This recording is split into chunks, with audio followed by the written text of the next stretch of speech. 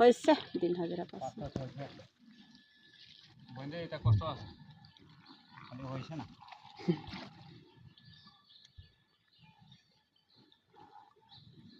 তো দাম করলে কে কাজ করবেন রে? যারা যারা করায় তারাও তো টাকা থাকতে হইব না, সবারও তো সংখ্যা থাকে। তো দিন হাজিরা করে বলে এত 600-700 একটা গাছ কাটলে দাম করলে কেমনি?